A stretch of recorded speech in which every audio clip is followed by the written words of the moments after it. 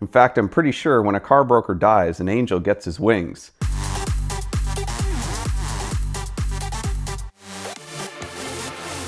So every year I go up to Maine to see my family. And while I love seeing my family, it makes it even better because they have a cabin on a lake. This year I took my fiance and a couple of friends who had been before, but now had a couple of young girls and they wanted to take them up. So we decided to go in caravan, and me, my fiance, and a friend drove in my Volkswagen, and they drove in their minivan, Honda Odyssey, which I hate to admit it, but I actually did sell them. One of the 2 minivans I had sold in my life. I had just recently purchased a Malibu limited edition Corvette boat. So of course my friend Dave predicts that if anything's going to happen, it's going to be to the Volkswagen, not to the Odyssey minivan. You know, reasonable prediction. And I predict that something's going to go wrong with the boat, because anytime you tow a trailer, something's bound to go wrong. Sure enough, about maybe an hour and a half into the trip, somebody pulls up next to me and they're, frantically signaling and this and that, trying to get something across to me in sign language. So I'm like, something's obviously wrong. So I call Justin, who's in the minivan. I say, hey, is like everything okay with the boat and the trailer? He goes, yeah, it's fine. What he meant by fine was my license plate was hanging by one bolt and was about to fall off. And I didn't discover this until I got a call from them saying that their check engine light was on. And they said, well, what should we do? I said, drive faster, because that's the Ferrari answer. Turns out though, it was not steady on, it was flashing. And a flashing check engine light is never good. So we all pulled over. I discovered my license plate was falling off. We disconnected their battery for about 10 minutes and then put it back on to basically reset it, because their car by now had gone into limp mode. And we were never going to make it anywhere in limp mode. So I looked up and there was a Honda dealer about 20 minutes from us, but it was out of the way. So we were right at an exit. So we got off the exit and rerouted south towards Jamestown, New York. So we get to the Honda dealer and I'm thinking, all right, check engine lights, a Honda, nothing's ever wrong with them. This'll be easy peasy. And so while they're doing that, me and my friend Dave just decided to wander around the back lot, because that's what you do at a car dealer. You go out back and see what's interesting or available for wholesale or whatever. And there was a flatbed out back with 3 Land Rover Defenders on it. I'm like, what in the heck? That's kind of random. And then I go into the service bay and there's like 6 more Defenders. So I asked one of the techs if I could have some cable ties to fix my license plate. And then later, as I'm wandering around, I start talking with him and he goes, wait, are you a customer? It's like, well, sort of. And I kind of vaguely explain the situation. He goes, well, because we can't have customers back here for insurance purposes. I go, oh, well, then I'm not a customer. Okay. And we keep talking. So he explained that the owner of the dealership collects Defenders, and they were restoring some of them, and one of them they had completely gutted, and they were doing an LS swap in a Defender 110. I was recounting this conversation to my fiance, who is a consummate rule follower, and she is like, wait, but so how does that work? You said you're not a customer, but you're not supposed to be back there. She's like, what if you get hurt? I'm like, I'm a wholesaler. She's like, well, what do you mean? I'm like, nobody cares about wholesalers. In fact, I'm pretty sure when a car broker dies, an angel gets his wings. Dave and I were taking bets as to what the issue was. We thought it was something to do with either spark plugs or fuel injectors.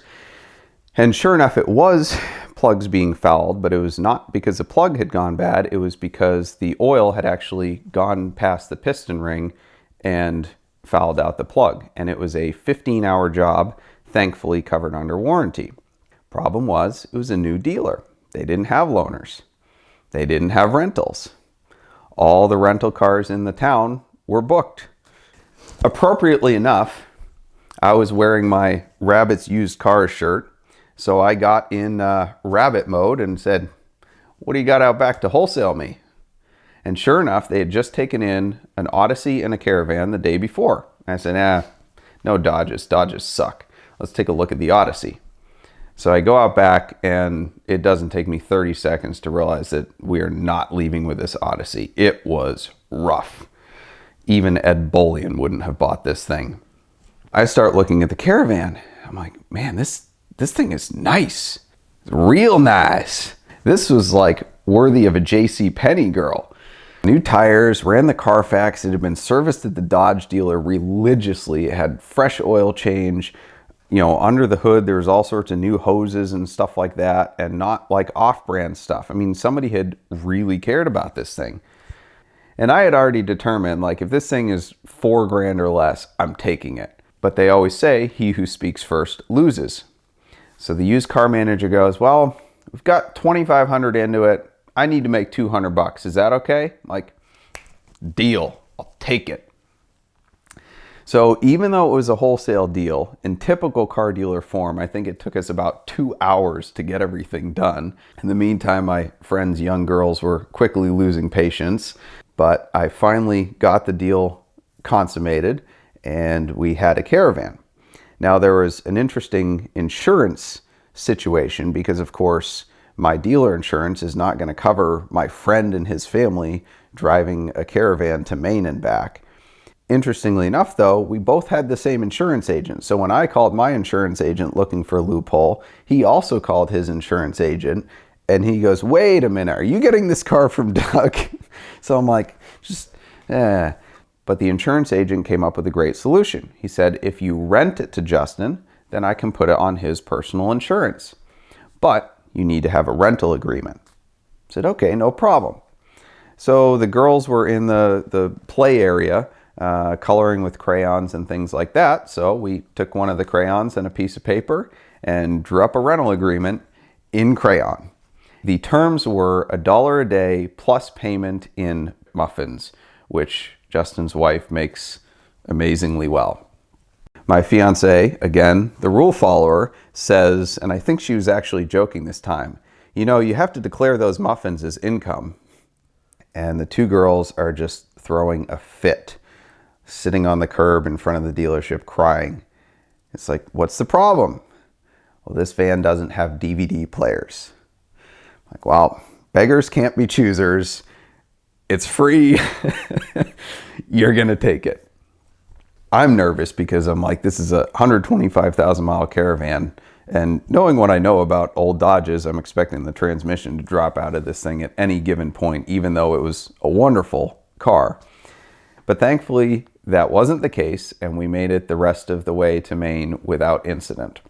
We had a whole lot of fun in the Corvette boat, and it got quite a bit of attention on the local lake, and I had people coming over wanting to race me.